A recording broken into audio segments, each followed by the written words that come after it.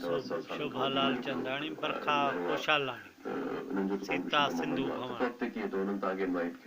जी तो ये इन हवाले सां पोइ मां कॉम्पिटिशन में मुंहिंजो सिलेक्शन थियो पोइ I turned out to be the first runner-up and Mahesh Chandra साहब, काजल चंदीरमानी, सरुण रोशन उनमें जज हुया, जजेस हुया त मूंखे ॾाढो एनकरेजमेंट मिली, ॾाढा मूंखे हिकु एक्सपीरियंस जेको हुयो, it was wonderful for me, it help me a lot to मूंखे मुंहिंजो टैलेंट हिकु वॾे ऑडियंस खे प्रमोट, वॾे ऑडियंस जे साम्हूं मूंखे प्रेज़ेंट करण लाइ मूंखे ॾाढो हिकु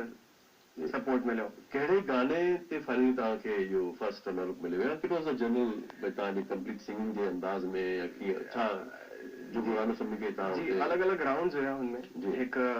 गज़ल जो राउंड हुयो ऐं हिकु कलाम जो राउंड हुयो। अच्छा तव्हां हुन में कोई पेश करणु चाहींदा हाणे गज़ल या कलाम अगरि तव्हांखे यादि हुजे या तव्हां चाहियो त या कुझु पेश करणु चाहींदा आहियो त मां या पसंदि पंहिंजी पसंदि जो कोई बि गानो जेको तव्हांखे याद हुजे? जी ज़रूरु। अच्छा